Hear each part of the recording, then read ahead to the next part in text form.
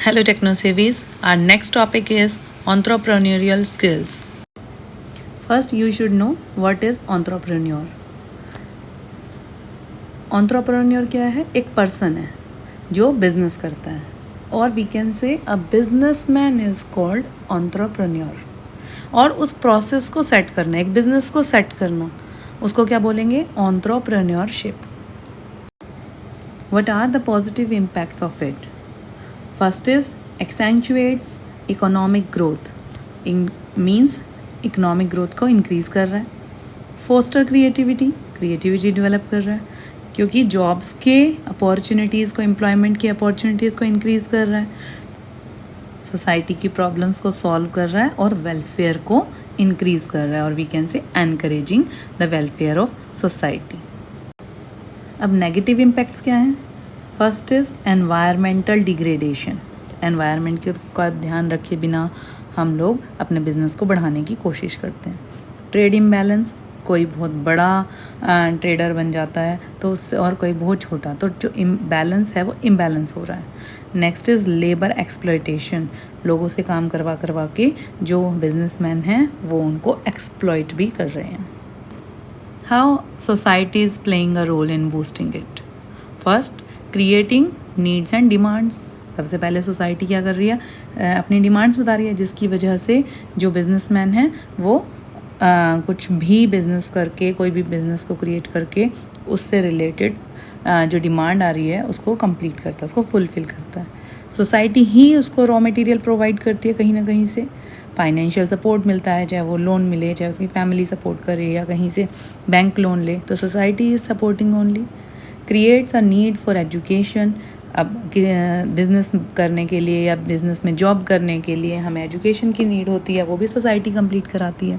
कैटलाइजेस policy formation and reform. जो भी उस बिज़नेस से रिलेटेड पॉलिसी बनती हैं या उसको रिफॉर्मेशन की जाती है वो भी सोसाइटी कर रही है. फैसिलिटेट्स नेटवर्किंग मिल रही है, कनेक्टिविटी मिल रही है. Supports infrastructure development. तो सारे जो भी बिजनेसमैन की रिक्वायरमेंट होती है वो जस्ट सोसाइटी कंप्लीट करा रही है. इसीलिए society is playing a role in boosting the entrepreneurship. Now what are the qualities of entrepreneur और businessman? First is hard work is always required for each and everything if you want to achieve something. Second is optimism, positive behavior and belief that he can do it. Third is independence. The person should be confident and independence to drive a business. Next is energetic. The person should be highly energetic to achieve something, and he should be proactive, and self-confident is the main factor of any business. What are the functions of entrepreneur? एक person क्या क्या करता है? First is organisation of building and management. पूरा उसको building करना, arrange करनी है, उसमें जो जो उसकी रिक्वायरमेंट है सब कुछ उसी को अरेंज करना पड़ेगा. प्लस मैनेजमेंट करनी पड़ेगी, सारे एम्प्लॉयज़ को हायर करना पड़ेगा, जो भी मशीनरी चाहिए सब कुछ उसको अरेंज करानी पड़ेगी.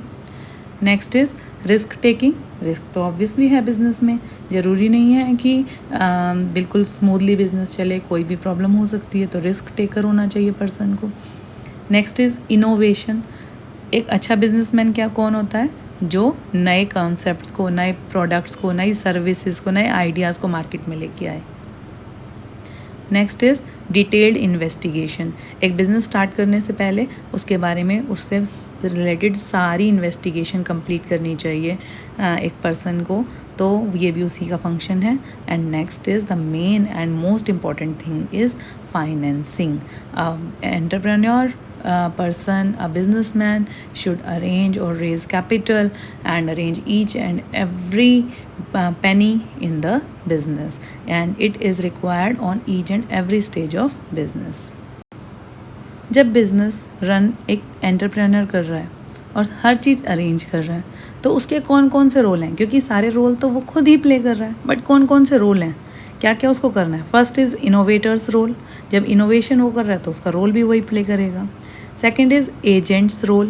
Agents means establishing, enterprising, setup, bringing orders, and all these things are done by entrepreneur only. Next is coordination. coordinating role.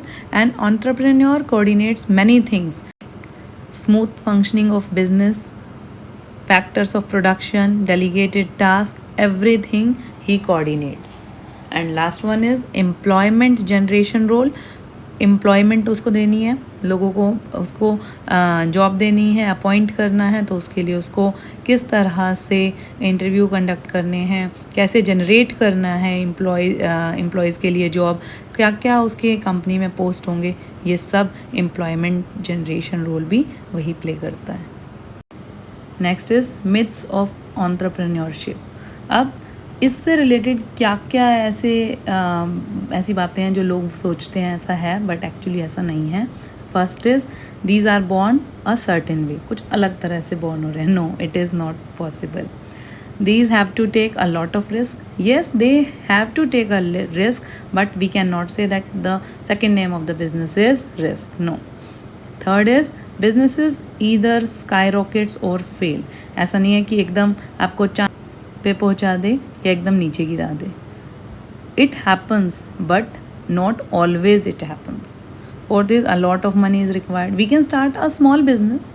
अगर हम बड़ा सोच के चलेंगे एकदम और बहुत बड़ा बिजनेस स्टार्ट करेंगे, yes then we require a lot of money, but it is not compulsory. We can start a small business also. Last is one must know everything before starting a business. It is not possible. On each and every step we learn. तो हम थोड़ी knowledge के साथ start कर सकते हैं और धीरे धीरे सीख सकते हैं. Last point of this topic is choose entrepreneurship as a career. Why this is for you? It is good because it nurtures development of the skills and capabilities. It develops the ability to handle failure and ambiguity. It enhances critical thinking and problem solving ability. It leads to create difference in society because we can do something different, something big for the society, and we can improve our skills and our financial problems also. This will help us to improve our problem solving ability, and we will be able to handle failures. I am taking next topic now. It is green skills. Can you tell me what are green skills? For this, you should know the meaning of sustainability first. Sustainability का literal meaning पता है आप लोगों को? Sustainability का मतलब होता है कि हम एनवायरनमेंट को बिल्कुल भी नुकसान ना पहुंचाएं.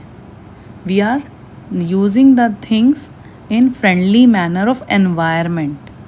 Even we are dumping it, we are throwing it, it should not harm the environment. You can see on the screen, sustainability is an art of living where we respect our environment and make use of the available resources only to the extent where we can replenish what is available for us for the accessibility of future generation. जिससे अगर हम उसको harm नहीं पहुंचाएंगे तो future generation के लिए वो प्रॉपरली अवेलेबल होगी.